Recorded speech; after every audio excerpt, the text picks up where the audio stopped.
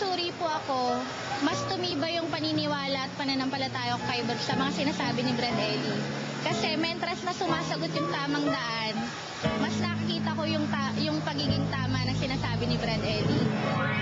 Umalis po ako sa Iglesia ni Cristo kasi hindi ko po mawawaan yung kanilang mga doktrina. Umalis ako sa Iglesia ni Cristo dahil yung teksto nila ron paulit-ulit. Bago matapos ang teksto nila, idudugtong parati yung Pilipinas nasa malayong silangan. Felix Manalo, sugo sa huling araw, parati na lang ganun, nakakasawa ng pakinggan. Umalis ako sa Iglesia ni Manalo kasi nga, nung inahamon sila ni Brad Eli sa diskusyon, lalo na sa TV, ayaw nilang lumaban.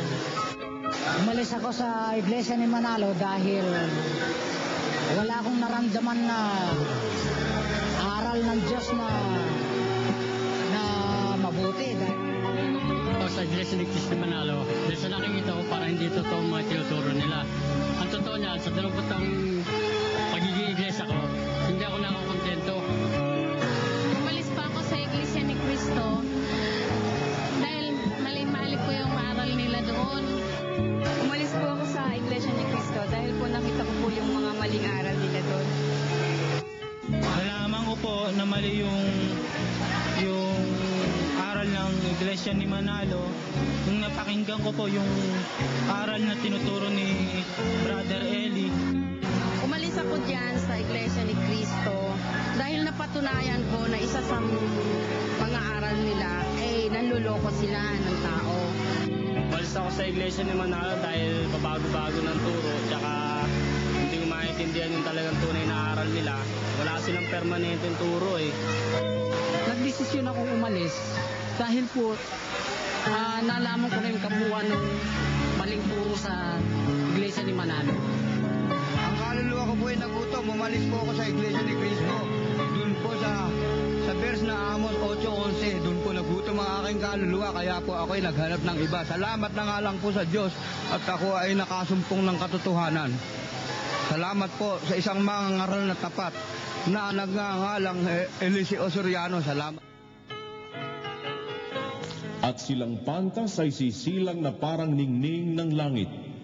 At silang mga babalik ng marami sa katwiran ay parang mga bituin magpakailanman. Daniel 12:3.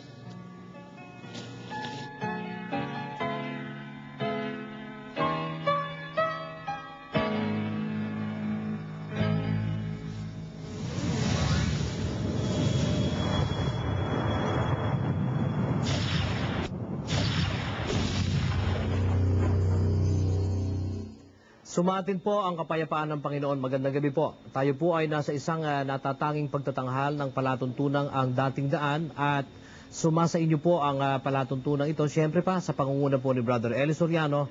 At tayo po ay sabayang napapakinggan at napapanood sa 4 na himpilan ng telebisyon. Tayo ay napapanood ngayon kasalukuyan sa NBN Channel 4, RPN Channel 9, SBN 21 at UNTV 37. At gayon din naman sa DCRH, tayo po ay napapakinggan din sa buong bansa hanggang sa ibayong dagat.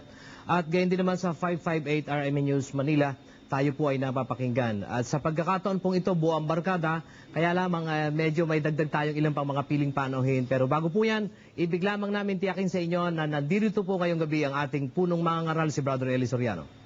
Magandang gabi po sa lahat ng ating mga taga-subaybay, mga kababayan.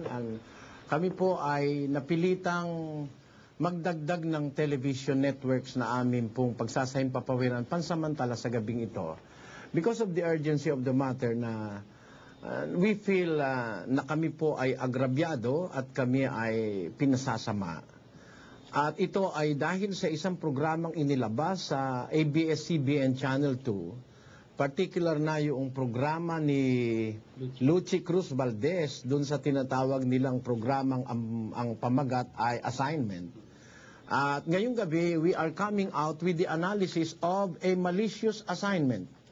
At yung mga aligasyon doon na pawang kasinungalingan ng mga pinagsasabi nung kanilang nakalap na mga tao, mostly are Iglesia ni Cristo or Iglesia ni Manalo members.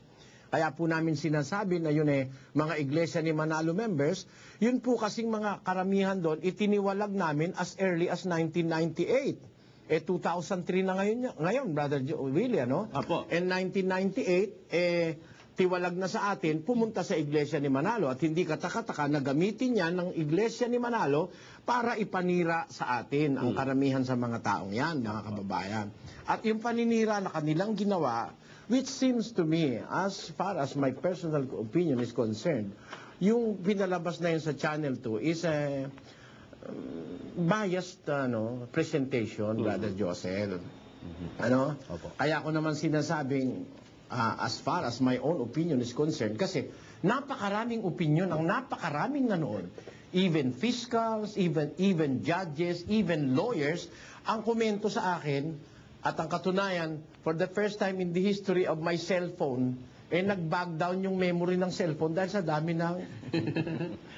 Brother Joseph, siguro ituloy mo. Ikaw, alam mo rin yan Opo, dahil yung cellphone ko rin, naghang din sa dami ng pumasok na text messages. Pagkatapos nung broadcast na yon, kinaumagahan, maghapon, ang pumasok sa cellphone ko, mahigit 1,000, kulang 2,000 text messages. Hindi kaya ng memory ng aking cellphone yon. Kaya... Na ang sabi ng mga karamihan, biased ang presentasyon ng ABS-CBN Channel 2. Opo. That's why, hindi naman siguro tayo bibigyan ng ABS-CBN Channel 2 ng fair chance to answer that, kasi hindi na nga nila tayo binigyan ng fair chance, ano?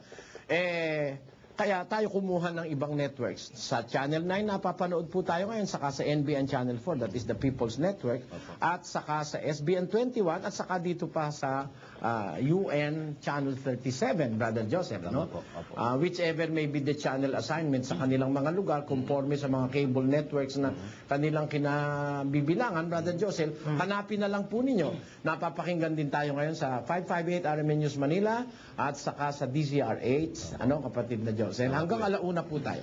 Okay. Umpisaan natin, Brother Joseph. Opo, at tayo ay... And this program is the analysis of a malicious assignment aired over Channel 2, ABS-CBN Channel 2. Ayan, tayo po ay paglilingkuran ni Brother Eli Soriano, punto por punto, liliwanagin niya sa atin ang lahat ng bagay na karapat-dapat maintindihan nating lahat. At sige, umpisa po tayo sa ating paglilinaw ng katotohanan ng pinipilit labuin ng ating mga kaibayo.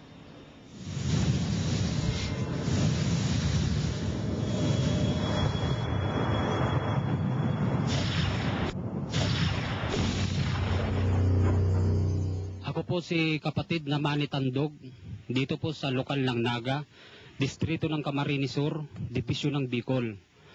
Ako po ay kaanib sa ang dating daan. Nabautismuhan po ako noong December 17, 1997. Pati na rin po ang aking asawa na si Yolanda Tandog. At mayroon po kaming 4 na anak. Ngayon po, napakasakit ang nangyari sa aming pamilya. Ito po ay dahil sa kagagawan ni Bernardo Santiago. Sumira siya ng pamilya